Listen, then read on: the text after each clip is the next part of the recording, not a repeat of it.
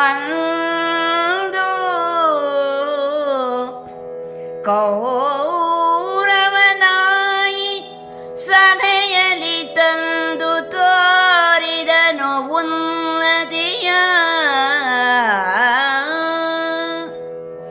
ಬಳಿಕ ಎಂದು ಕೀಚಕ ಕುನ್ನಿಯೊದೆದನು ರಾಜಸಭೆಯೊಳಗೆ.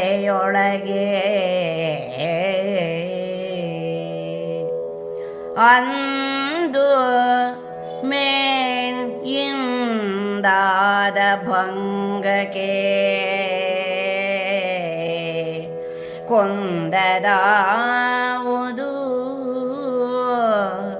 ನೀವು ಬಲ್ಲಿದರೆಂದು ಹೊಕ್ಕರೆ ಹೆಣ್ಣ ಕೊಂದಿರಿ ಎಂದಳಿಂದು ಮುಖಿ.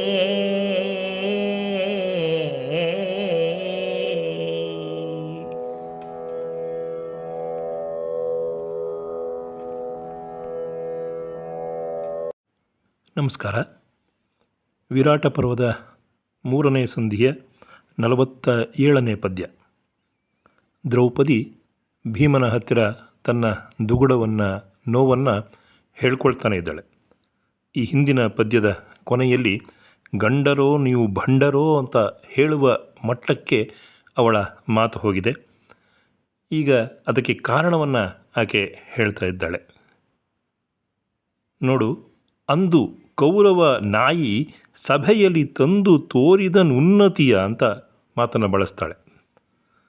ಅಂದರೆ ಕೌರವನ ನಾಯಿ ಅಂತ ಕರೆಯುವಂಥ ಒಂದು ಮಟ್ಟಕ್ಕೆ ಅವಳ ಮನಸ್ಸಿನ ನೋವು ಅವಳನ್ನು ಕಾಡ್ತಾ ಇದೆ.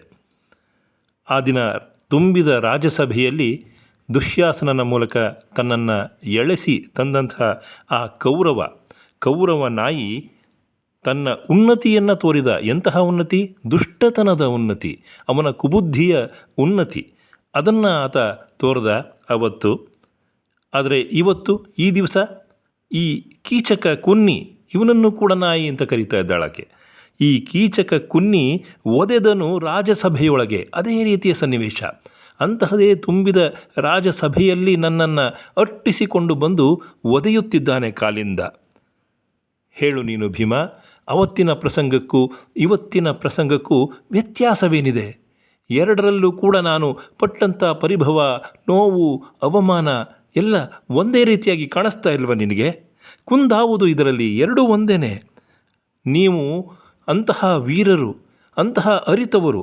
ನಿಮ್ಮನ್ನು ನಾನು ಹೊಕ್ಕರೆ, ಅಂದರೆ ನಿಮ್ಮ ಶರಣು ಬಂದು ನಾನು ನಿಮ್ಮನ್ನು ಆಶ್ರಯಿಸಿದರೆ ನೀವೇನು ಮಾಡಿದ್ರಿ? ನೀವು ಎರಡೂ ಪ್ರಸಂಗಗಳಲ್ಲೂ ಕೂಡ ಸುಮ್ಮನಾಗಿ ಬಿಟ್ರಿ.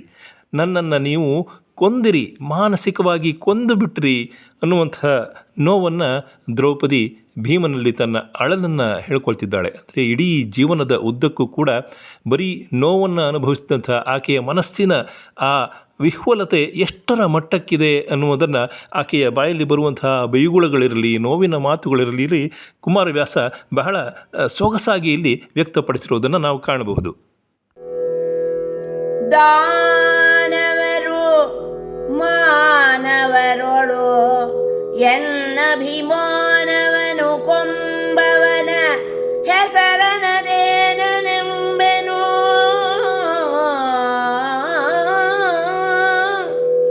ನೊಂದು ನುಡಿದೊಡೆ ಖಾತಿಯಿಲ್ಲ ಎಮಗೆ. ಈ ನಪುಂಸಕರೊಡನೆ ಹುಟ್ಟಿದ ನಾನು ಮೋಗುಳ್ಳವನೆಯೇ ಮಾನಿನಿ.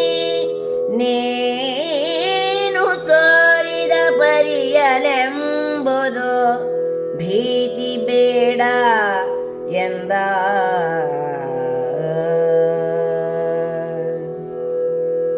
ವಿರಾಟ ಪರ್ವದ 3ನೇ ಸಂಧಿಯ 48ನೆಯ ಪದ್ಯ.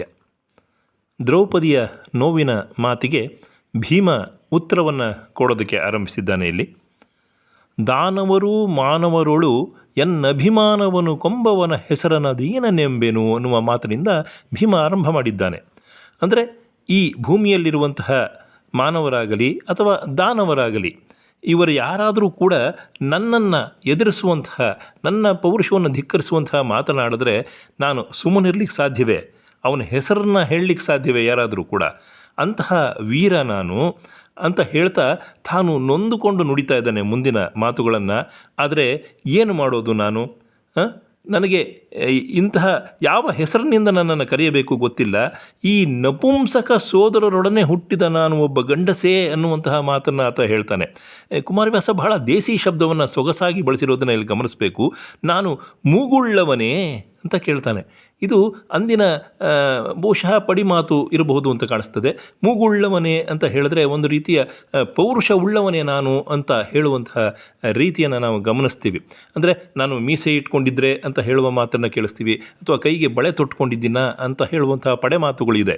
ಆ ರೀತಿಯಲ್ಲಿ ನಾನು ಮೂಗುಳ್ಳವನೇ ಅಂದರೆ ಮೂಗು ಒಂದು ಶೌರ್ಯಕ್ಕೆ ಮತ್ತು ಸೌಂದರ್ಯಕ್ಕೆ ಎರಡಕ್ಕೂ ಸಂಕೇತವಾಗುವ ರೀತಿಯಲ್ಲಿ ಬಳಸೋದನ್ನು ನಾವು ಕಾಣ್ತೇವೆ. ರಾಮಾಯಣದ ಶೂರ್ಪಣಕಿಯ ಆ ನಾಸಿಕದ ಪ್ರಸಂಗ ಕೂಡ ನಮಗೆ ಇಲ್ಲಿ ನೆನಪಾಗ್ತದೆ.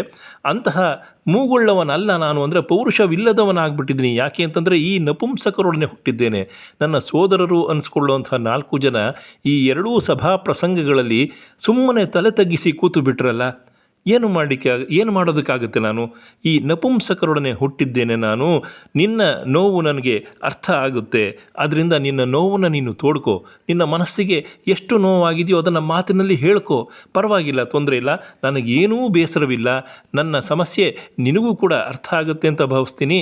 ನೀನು ತೋರಿದ ಪರಿಯಲೆಂಬುದು ಭೀತಿ ಬೇಡ ಅಂದಾತ. ನೀನೇನು ಹೆದರಬೇಡ, ನಿನ್ನ ಮನಸ್ಸಿನ ನೋವನ್ನು ತೋಡ್ಕೋ. ಯಾವುದೇ ಭಾಷೆಯಲ್ಲಿ ಯಾವುದೇ ಬೈಗುಳಗಳನ್ನು ಬಳಸಿ ಕೂಡ ನಿನ್ನ ನೋವನ್ನು ಕಡಿಮೆ ಮಾಡ್ಕೋ ದ್ರೌಪದಿ ಅಂತ ಒಂದು ರೀತಿಯಲ್ಲಿ ಸಾಂತ್ವನವನ್ನು ಕೂಡ ಆಕೆಗೆ ಕೊಡ್ತಾ ಇದ್ದಾನೆ, ಮತ್ತು ತನ್ನ ಪರಿಸ್ಥಿತಿಯನ್ನು ಕೂಡ ಆಕೆಗೆ ತಿಳಿಸ್ತಾ ಇರೋದನ್ನು ನಾವಿಲ್ಲಿ ಕಾಣಬಹುದು.